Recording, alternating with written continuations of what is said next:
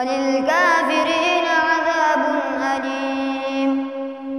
ما يود الذين كفروا من أهل الكتاب ولا المشركين أن ينزل عليكم من خير من ربكم